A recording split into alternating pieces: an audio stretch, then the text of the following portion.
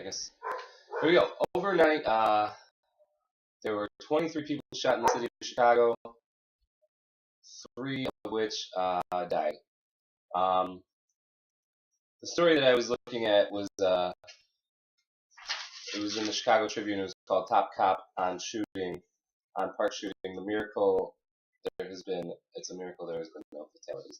Basically, the shooting in the Tribune covered a story in which 13 people were shot at a park on the south side of Chicago, the 1800 block of West 51st Street, at Cornell Square Park. The story is that at about 10:15 p.m., there was a basketball game going on in the park at the basketball court, and there was a bunch of people hanging out watching the game, and an unknown male offender who apparently a recent story that I was just looking at on my computer back here. They might have a person of interest in custody, but unknown male shooter as of right now approached the park and opened fire on the group with what police believe, based on witness accounts, was an AK-47 or some other type of assault rifle with the capacity of becoming fully automatic.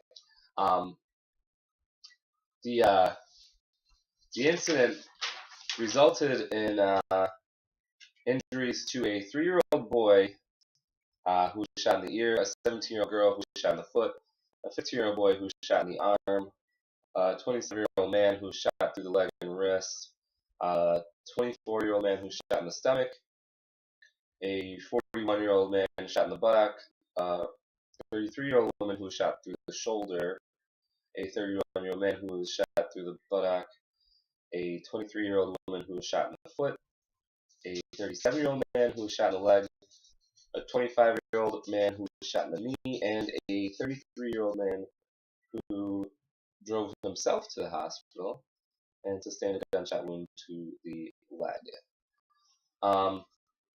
So basically, the problem in this story, to me, there's a few things. Well, one is it's very, very small, but there was a violation of the municipal codes in that the parks close at the latest 10 p.m. So these people should have been out of the park. So if they had been following the law of the land, they would not have been able to be victimized because they would not have been in the park. Another violation was that there was a clear violation of curfew, and that a 3-year-old, a 17-year-old, and a 15-year-old were all out past curfew, which on weekdays is 9:30 for anybody under 18. But the real issue is gun control. Now, some folks say that we need stricter gun control, and other folks say that the reason that all of this happens is because gun control has been too strict, and it prevents people, law-abiding citizens, from having a right to protect themselves. Now, in the city of Chicago, there's been a long-standing policy of gun control established in about 1984, originally pushed forward by the first Mayor Daley. I think it was Mayor Jane Brown who ended up getting it passed. Basically, no one in the city of Chicago could own a firearm because there was no possible way to legally register it. And in order to have the firearm, you have to have it legally registered in the city of Chicago.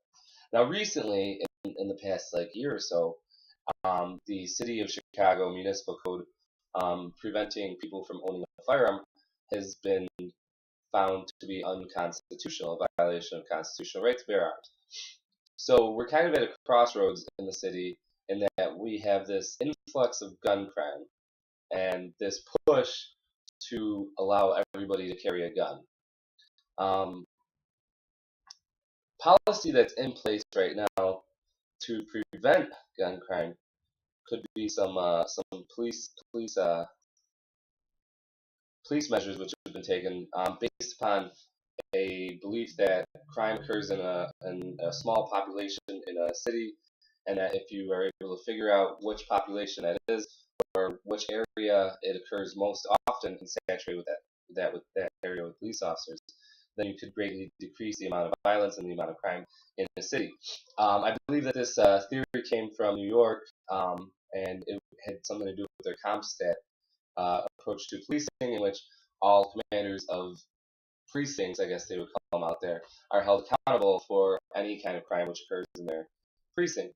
Well, the Superintendent Gary McCarthy, who came from the New York area, ended up bringing that CompStat approach to the city of Chicago. So we have those same types of measures, and it resulted in certain police procedures. One of which is Operation Impact, which takes probationary police officers and puts them on foot posts in areas that have had influx of crime or are known to have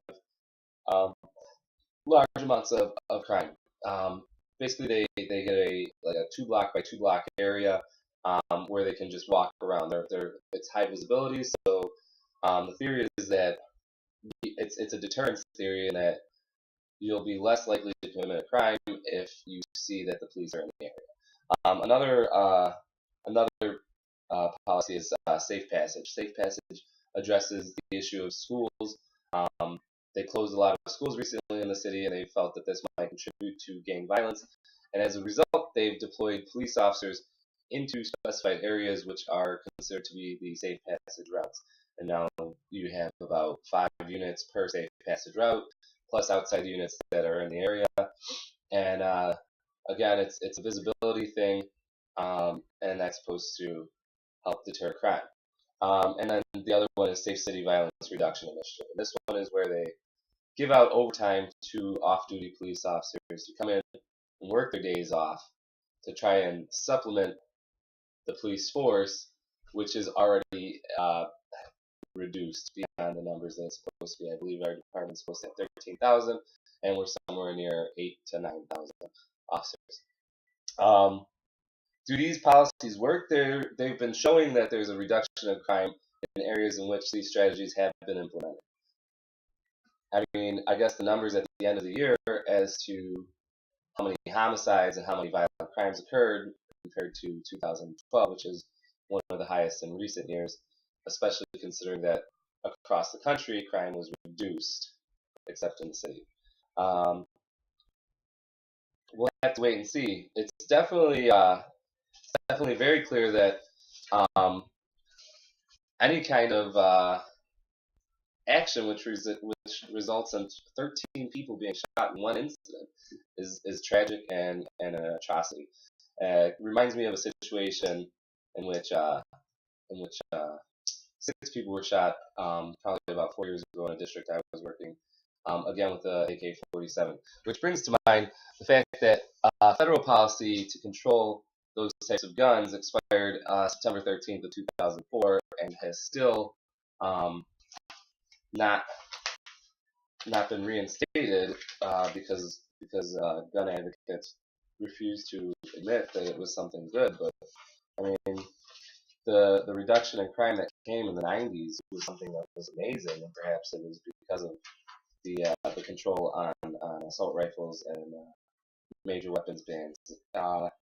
As of April 17, 2013, there was a Senate vote 60-40 against instituting a new assault weapons ban in the United States. Perhaps revisiting this would be a viable option. Thank you.